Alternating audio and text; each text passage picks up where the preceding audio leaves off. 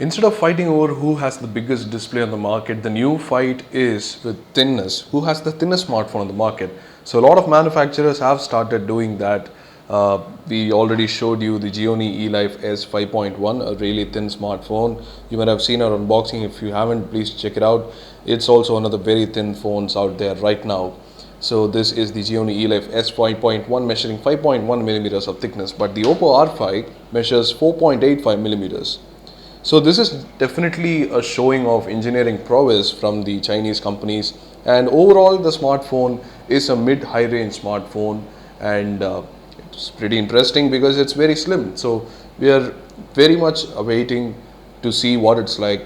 So we are going to unbox this phone and see the box contents, because this doesn't have a 3.5mm audio jack. What have they done to replace that? So we are going to check the box contents and give you a first look of the Oppo R5.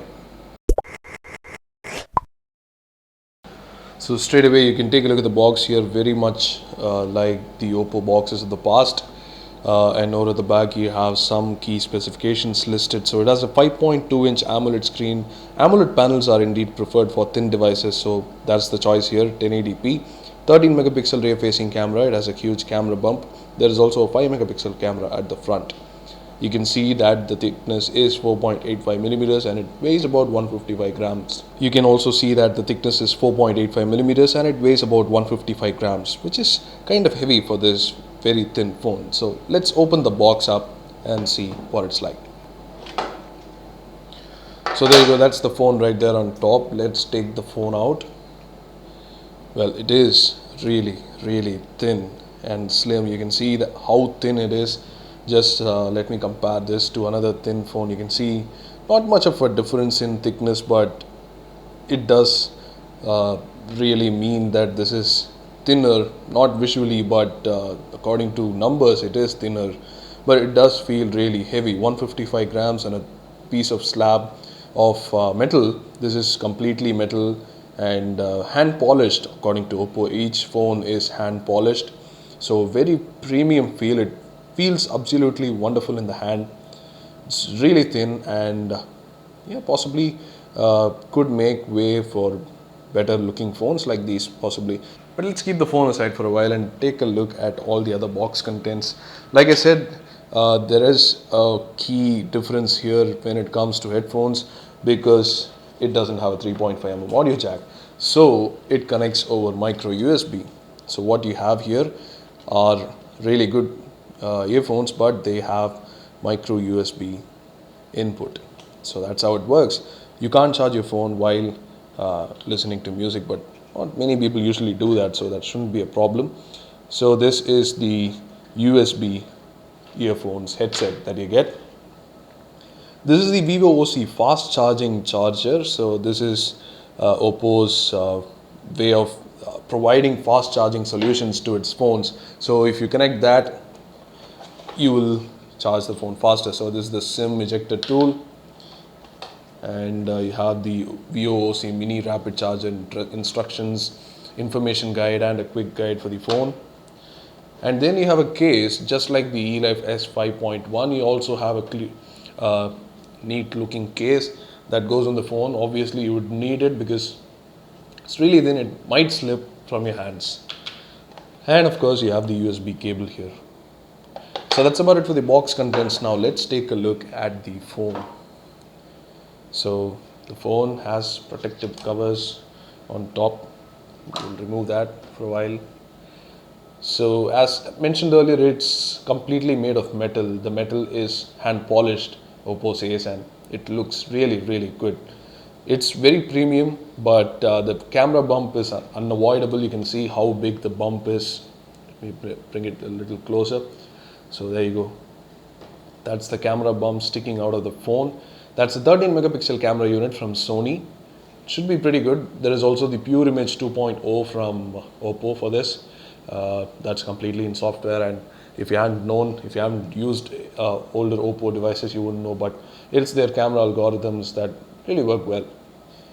So that's the design. The design is pretty normal. It's nothing special, but you have the metal sides here, and there is also a metal arc frame that's inside.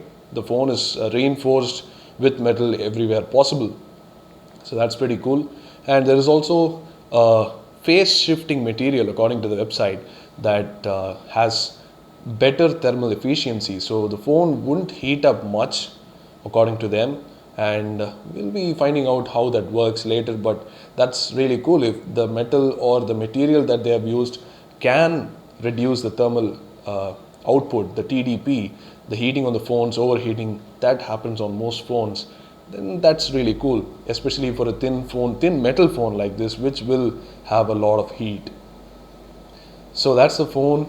Nothing to say here. Let's quickly go through the hardware. So that's the 5.2-inch AMOLED screen, 1080p. A really thin panel, of course. That's why they've used AMOLED, and it has a 180-degree viewing angle, as with many AMOLED screens. And of course, you also have close lamination for the display. You have 3 capacitive touch buttons at the bottom. You have the earpiece, the front-facing camera, which is 5 megapixels, a standard feature these days. Over to the right, you have the power button and the volume rocker. Over at the top, you have nothing. And over at the bottom, you have the primary microphone and the micro USB port. Left side should have something. Yes, it does have the micro SIM card slot. Hopefully a micro SIM card slot. I'm not going to open that up right now. It could be a nano SIM card slot too. But yeah, there is the 13 megapixel unit and the LED flash and the secondary microphone. So this is ColorOS. If you aren't used to ColorOS, then there is not much to say. It's a custom UI, really nicely designed custom UI, I would say. But yes, if you prefer stock UI, you can always install custom ROMs on this phone. So that's the Oppo R5 in action. A really cool display as promised. There is the 180-degree viewing angle. You can literally see the display at any angle. That's pretty cool. It's been the case since their flagship Find 5. The Find 5 had a laminated display that also looked great. So on the insides, it has a Snapdragon 615 octa-core processor. It's 64-bit capable and has been used in many devices recently. It's not based on MediaTek, so that's a difference between the eLife S5.1 and this.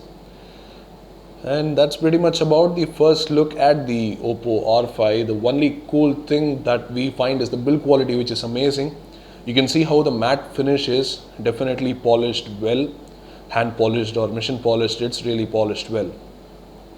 So that's about it for the first look at the Oppo R5. We'll be bringing you a lot more in separate videos. This is just the first look, a quick look at the Oppo R5 and its box contents. You saw that it has a micro USB port, headphones, but nothing changes except that. So thanks for watching. Do like the video if you liked it and subscribe to our channel for more videos like these. Let us know what you think in the comment section below.